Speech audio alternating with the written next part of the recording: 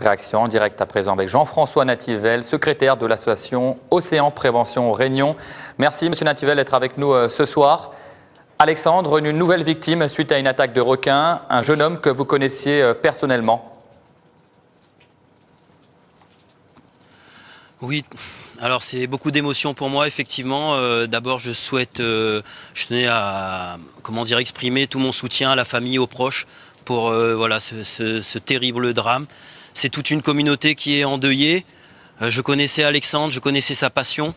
Vous savez, il y a des gens qui sont capables de faire la part des choses, voilà, et il y en a pour qui le surf, le sport, enfin tous ces pratiques passionnelles sont une raison de vivre. Et voilà, comme me disait un psychiatre, enlève-leur le surf, il leur reste plus que la mort ou la folie. Et c'est vrai que beaucoup de gens sont partis de l'île de la Réunion à cause de cette passion, parce qu'ils ne pouvaient plus pratiquer.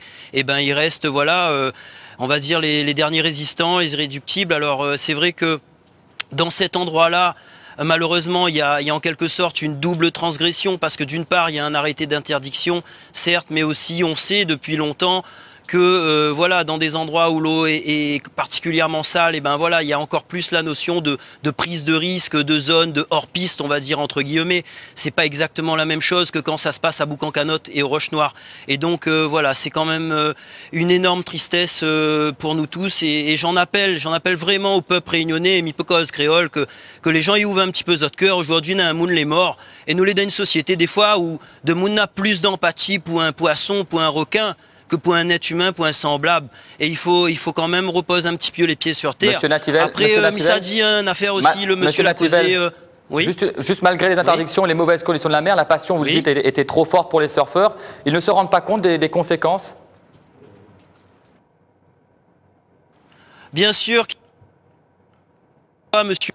L'interdiction, c'est qui la paye? Ce sont les créoles, les gens qui sont ici, les gens qui nous imposent cette interdiction. Madame la sous-préfète qui peut dire ça avec bonhomie, elle prend ses vacances où, vous croyez? En Méditerranée, en Atlantique? Elle en a rien à faire de la Réunion. Dans un an, elle est partie. Donc vous savez, nous on commence à en avoir ras-le-bol. C'est le 7e arrêté d'interdiction et l'île de la Réunion, la mer est fermée. Il faut créole, ils rouvrent les yeux. Comment nous peut vivre ça? Ils bafouent les principes de liberté, d'égalité. C'est une injustice. Nous peut pas vivre comme ça, l'interdiction jusqu'en 2018, 2048, l'an 3000 tant que ça y est. Donc il faut arrêter, il faut que les gens soient un petit peu plus solidaires. Bien évidemment, le marmaille, il a pris un risque, il a payé. Il suffit pas zot encore, il faut encore acharner sur la victime, la famille, les proches. Ouvre un peu zot cœur et puis essaye tout ensemble, sorte la tête. Et m'y donne un autre exemple aussi, où le bon petit pêcheur, il dit, là nous l'est la saison bichique, mois de février, bichique la montée, nana requin nous connaît. À cause bonne scientifique, l'a fait un programme, 800 000 € pendant 3 ans, la mettre balise sur requins,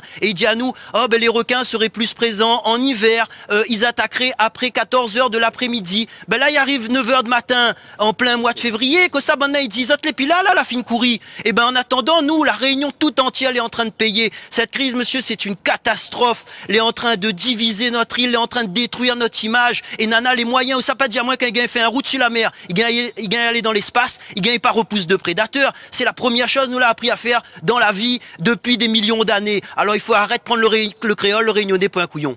Monsieur Nativel, on comprend votre colère ce soir. Cette attaque est-elle différente parce qu'elle s'est produite justement sur la côte Est, une zone peu connue du grand public pour ces spots de surf?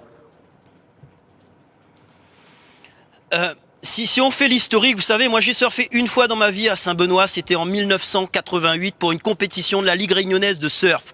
Cette compétition a eu lieu, il y a eu une attaque en 1989 et à partir de ce moment-là, on a considéré ces zones comme des zones sauvages et on a arrêté pour la quasi-totalité des pratiquants d'y aller dans ces endroits-là. On savait que c'était dangereux, on n'a jamais demandé une politique publique, mais quand en 2011, les attaques sont survenues à Boucan-Canotte, aux Roches-Noires, et là d'un coup, on nous a dit « Ah c'est normal, on a toujours une attaque à l'île de la Réunion. » Ils ont comparé des sorties d'embouchure dans l'Est avec Boucan-Canotte, Saint-Gilles-les-Bains qui était un jardin d'enfants. Donc il faut poser les pieds sur terre et dire à ces bureaucrates d'ouvrir les yeux, d'arrêter de nous imposer des choses qu'ils ne seraient pas capables d'imposer en Méditerranée ou en Atlantique. Et on n'en peut plus de cette crise requin. Jusqu'à quand on va? C'est le 8e décès, monsieur. Vous savez, je vais prendre l'exemple d'Hawaï. En 37 ans, Hawaï a connu 7 morts pour 7 millions de touristes et 1,4 million de surfeurs. Vous imaginez, si nous on avait le risque d'Hawaï, on aurait un mort tous les 300 ans. Est-ce que je serais là devant vous aujourd'hui si on avait ce risque? Monsieur Nativel, une dernière question. Le préfet a lancé depuis le 8 février une consultation sur son site internet visant à permettre l'ouverture d'un secteur de pêche professionnelle supplémentaire à Boucan-Canotte. Un arrêté qui peut servir à quelque chose selon vous? Bien évidemment que cet arrêté pourrait servir, mais je rappelle à monsieur le préfet que mon courrier date du 24 juin 2011 où je lui ai supplié, j'ai dit monsieur le préfet, il y a un danger de mort, laissez-nous mettre 2 drumlines à nos frais à Boucan-Canotte. Le préfet, il a rigolé, la lettre a été déchirée. 6 ans après, il passe par une consultation publique et qu'est-ce qu'il fait? Cette consultation, vous savez monsieur, nous, on arrive à peut-être ici à faire 100 partages.